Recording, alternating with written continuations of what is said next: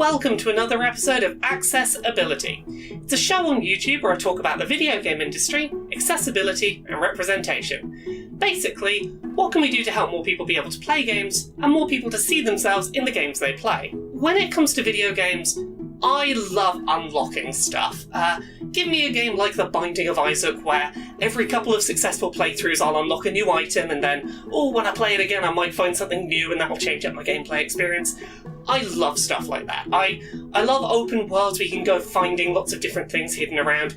I love adding to my gameplay experience by exploring a bunch and playing more to get more stuff to do. However, not all video game unlockables are created equal, and today I want to talk about an issue that has been popping up more and more frequently in video games, particularly in a couple of Nintendo games recently, but it's not a Nintendo-specific issue. Today we're going to talk about the fact that some video games have started hiding accessibility settings behind progression or NPCs, and we're going to talk about why that's a problem. In most video games, collectibles and unlockables found throughout your adventure are optional extras. Maybe you can find a better weapon, or upgrade your inventory size, or dress up your character in a different outfit. These kinds of unlockable upgrades are totally fine, they reward exploration, but what should never be hidden from the player are settings that make the game more playable for disabled players. A couple of weeks ago, we here on Accessibility talked about the importance of customizable sound settings for hard of hearing players. You can check out the full video linked in the description below, but in summary, allowing players with partial hearing to alter the balance of their audio mix allows them to prioritise gameplay vital audio, while minimising music or other background audio elements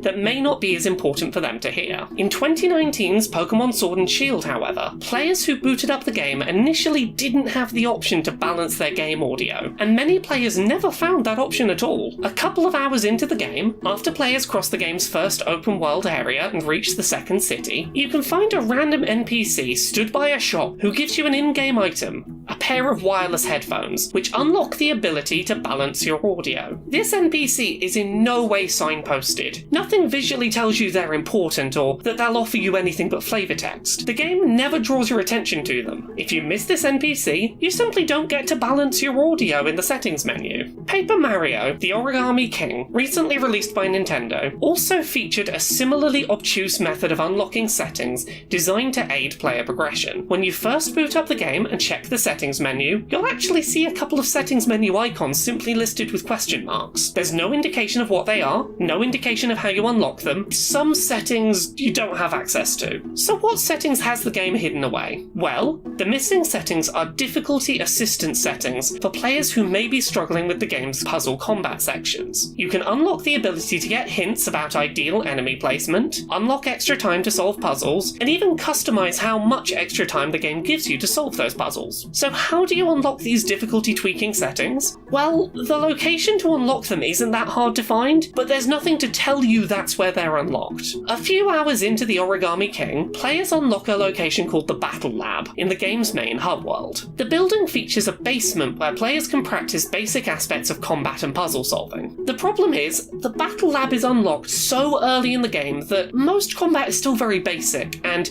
most players will not feel the need to do extensive practice in there when they first unlock it. However, if you find yourself late game struggling in the Origami King and could use a few menu settings to make your experience easier, you need to know to head back to the Battle Lab and play around with the game's training minigames until you unlock those settings. It's never signposted that this is where you can unlock difficulty tweaking settings, and it's incredibly easy to miss. Now, to be clear, I have no issue generally with menu settings being unlockable through progression, so long as they are not settings that are important to helping people play your game. Hide fun, unnecessary secrets in your game, rather than hiding accessibility settings. In terms of games that do unlockable menu settings well, we can look to a game like Astral Chain, which locks completely pointless and silly menu settings behind hidden collectibles. Do you want to make your HUD slightly more transparent? Do you want to change the voice of your in-game computer? Do you want to change the colour of some menu icons? These kinds of settings are hidden behind exploration. They're easy to miss, but none of them fundamentally change the experience experience of playing. You can miss every one of them and still play the game effectively. While Nintendo has recently been the most notable company hiding accessibility settings behind gameplay progression, they are by no means their only culprits. Looking back at The Last of Us 2, which released a few months back, one of the most useful accessibility settings the game introduced for blind and partially sighted players was high contrast mode, where swiping the PS4's touchpad would turn the whole game grayscale, highlighting enemies in bright bold colours to make them easier to pick out from the environment. Ghost of Tsushima also has a similar setting, but it's locked behind gameplay progression rather than being an option setting for disabled players to select when booting up the game. By levelling up your focused hearing ability, players can turn the world grayscale, highlighting enemies in bright red. You have to upgrade this ability several times, each time increasing the strength of the visual effect, which is a real shame. When fully upgraded, it basically functions like the previously mentioned high contrast mode, but it's locked behind gameplay progression. If you're a player who needs high contrast mode to make the game playable, you can't exactly play hours of the game without that setting in order to unlock it. While this is by no means a rampant issue in our industry, it's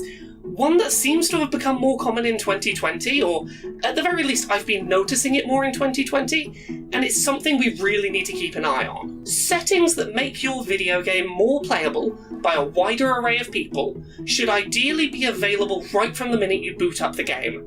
Look at something like The Last of Us 2. The first time you boot up the game, you should have access to any and all settings that can make the game more playable for people with specific needs.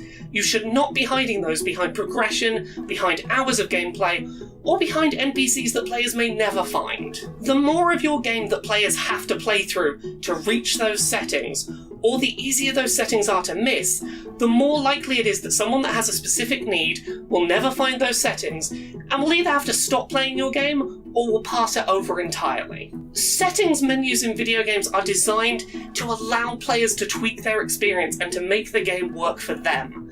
Don't hide accessibility settings behind gameplay or behind NPCs that are missable. Make your game playable right from moment one for as many people as possible.